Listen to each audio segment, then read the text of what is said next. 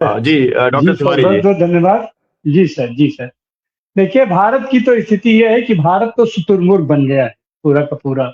अपना गर्दन बालू में अपना झुका लिया, कह रहा है कि हमको कुछ नहीं, क्या हो रहा है, कैसे हो रहा है, उसका तो लक्ष्य यहाँ पर केवल भारत में तमाम प्रांतों में इधर-उधर चुनाव लड़ कर के कैसे सत्ता बनाई जाए, फिलहाल भारत अपना उसी में व्यस्त है। रही इसकी बात की ये जो शांति वार्ता बन रही थी, तो शांति वार्ता असफल नहीं हुई है। ये जो कुछ भी किया गया वो असफल होने के लिए किया गया है। क्योंकि ईरान तो देखिए ईमानदारी के साथ, नैतिक तरीके से पूरा अपना युद्ध भी लड़ रहा है, बात के लिए भी तैयार कर रहा है, बात भी कर रहा है। लेकिन अमेरिका और ईरान के बीच जो मुख्य अंतर है वो ये है कि उसके कोई ये मुद्दे का भी कोई ये बहुत अंतर नहीं है। मामला यहाँ सोच का है। दोनों की सोच ही डिफरेंट। अमेरिका अपने स्तर से अमेरिका के अंदर खुद फूट पड़ी हुई है। अमेरिका में छोटी सी लॉबी है जो ये इजराइल समर्थक लॉबी हो या ओमागा समर्थक लॉबी हो, बाकी अमेरिका की जनता भी उनके खिलाफ है। तो अमेरिका में जो वहां का नेतृत्व है आपस के ही द्वंद्व में जूझ रहा है। और इस वहां से जो प्रतिनिधिमंडल आया था उसमें जेडी वेंस से ज्यादा ताकतवर कुछ अपना बिटकॉप था जो जूड लाबी का है। तो उसको वह तो जूड लाबी या इजराइल लाबी कभी भी यह नहीं चाहेगी कि युद्ध बंद हो, युद्ध समाप्त हो। लेकिन अमेरिका की जनता चाहती है और आज की तारीख में ट्रंप भी कहीं न कहीं से उसके साथ खड़े हैं और अपनी इज्जत बचाना चाहते हैं।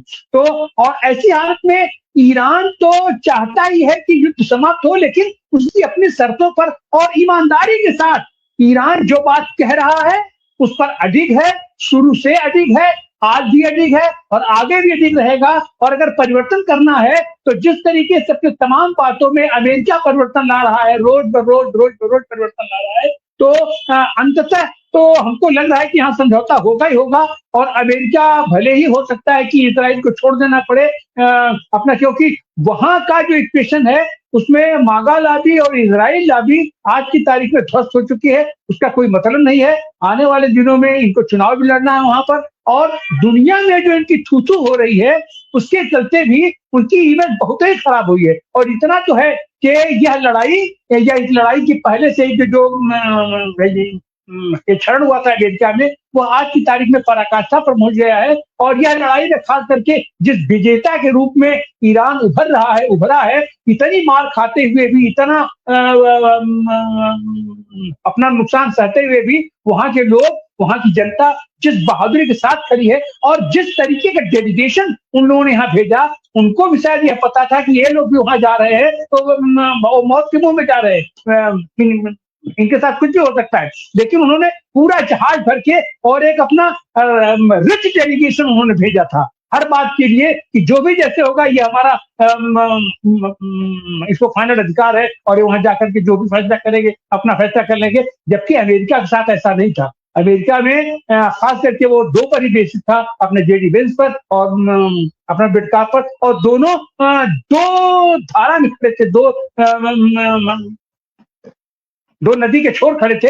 ऐसी हालत में हमको तो ऐसा लग रहा है कि आने वाले दिनों में निश्चित रूप से यह वार्ता फिर होगी, क्योंकि युद्ध किसी बात का समाधान है ही नहीं है। बात तो करनी पड़ेगी, आज नहीं तो अपना कल पड़ेंगे। और यह युद्ध ज्यादा प्रोलॉन्ग करने वाला नहीं है। अमेरिका यह जानता है कि वहां पर खाड़ी देशों में अगर वो फिर मोर्चा खोलेंगे तो ईरान उनको फिर उसी तरीके से ध्वस्त करेगा। और ये खाड़ी देश ये केवल उसके पपेट है, इनमें कोई दम नहीं है। अब वो ये सब लोग समझ गए हैं कि अमेरिका हमारी रक्षा नहीं कर पाएगा। अब हमको आपस में ही मिलकर के शांत से, सौहार्द से, सहमत से, सामंजस्य बना करके हमको अपनी रक्षा खुद करनी पड़ेगी। और उसके लिए ईरान की तरफ से कहीं कोई मतभेद नहीं है, कहीं कोई द्वेष नहीं है। और पाकिस्तान और ईरान और तमाम खाड़ी देश ये सब मिलकर के अपना समाधान निकालेंगे और अमेरिका सम्मान पूर्वक समझौता करके अपना बाहर निकल जाएगा। जी सर। जी बहुत बहुत शुक्रिया। आपने वो बात कही जो ट्रम्प कहते हैं कि मेरा मिशन तो पूरा हो गया, मैं तो जीत चुका हूँ, तो इसलिए बाहर निकलने में तो उन्हें कोई दिक्कत ही नहीं है। तो हम उम्मीद करते हैं कि ये वार्ता जो है वो जारी रहेगी और हमने पिछले जो 40 दिन में लगातार प्रोग्राम किए थे, हर दिन हम लोग यही कामना करते थे कि जल्दी से जल्दी युद्ध समाप्त हो, युद्ध विराम लागू हो। लेकिन हमें इस बात का दुख है, और वो दुख को मैं रिपीट करना चाहता हूं कि भारत की संसद ने कोई अपील जो है वो राष्ट्रीय स्तर के ऊपर एक साथ आकर के नहीं की कि युद्ध नहीं, हम शांति चाहते हैं।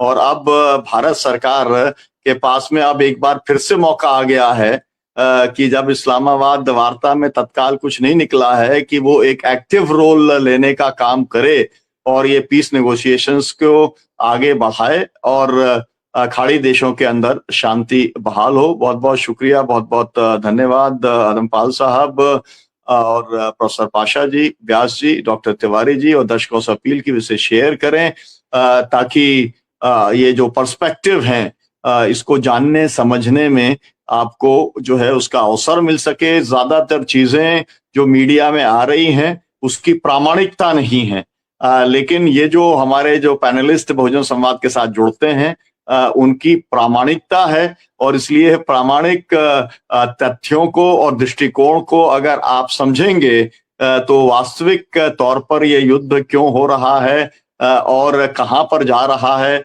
और क्या संभावनाएं हैं, इसको आप ज्यादा बेहतर ढंग से समझ पाएंगे। इसलिए इस कार्यक्रम को आप शेयर करें। आप सभी पैनलिस्टों का बहुत बहुत शुक्रिया, बहुत बहुत धन्यवाद।